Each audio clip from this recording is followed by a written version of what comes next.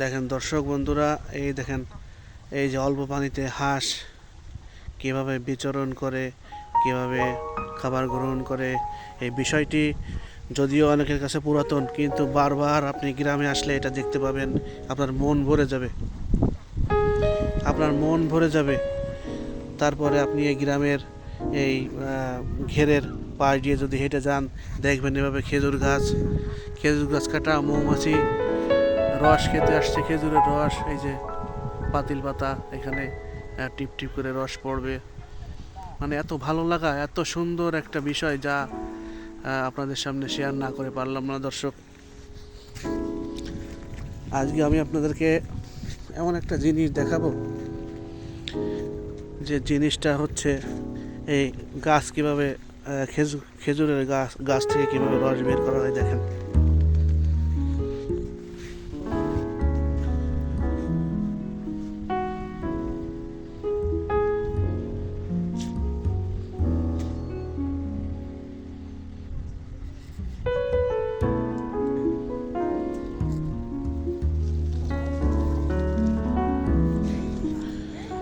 খেজুর গাছ থেকে রস বের করা মোটেও সহজ কোনো বিষয় নয়।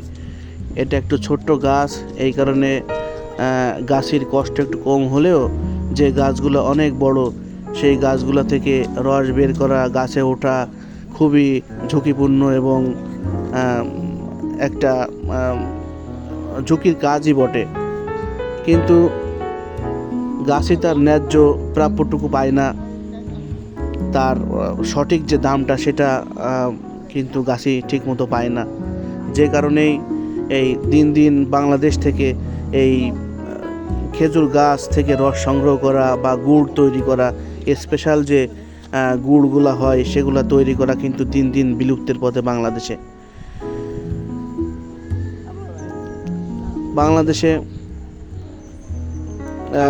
ছেয়ে যাচ্ছে এখন কেমিক্যাল যুক্ত গুড়, তাতে রসের ছিটে ফুটাও নাই, যেগুলো খেলে আমাদের মরণব্যাধি, ক্যান্সার সহ অন্যান্য রোগ হতে পারে।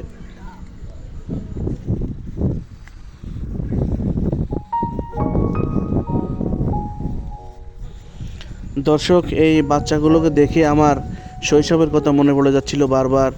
ছোটোবেলায় এরকম করে বড়ই গাছ থেকে বড়ই পেড়ে পেড়ে বন্ধু বান্ধব মিলে সকলে মিলে একসাথে খেতাম। সেই স্মৃতি এখন আবার মনে পড়ে যাচ্ছে অনেক বছর পরে। আপনি পৃথিবীর যেখানে বসবাস করেন না কেন, গ্রাম আপনাকে হাতছানি দিয়ে ডাকবে। বারবার আপনার ছুটে আসতে হবে এই গ্রামে, বারবার আপনাকে তাড়াতে থাকবে গ্রাম পরিদর্শনের জন্য। গ্রামে আসলে মনটা ভালো হয়ে যাবে। এটাই হচ্ছে আমার মাতৃভূমি, জন্মস্থান বাংলাদেশ।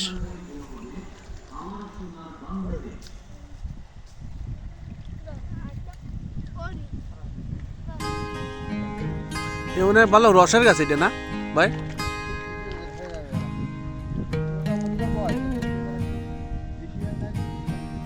ঠিক দিছে, খুব ভালো রস।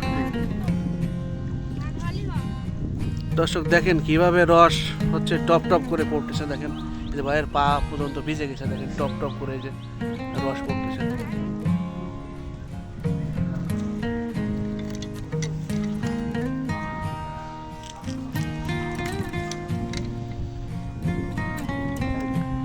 এখন ওই ঠিলে, আমরা আঞ্চলিক ভাষায় বলি ঠিলে, এই ঠিলে বাঁধা হবে এখন রসের জন্য।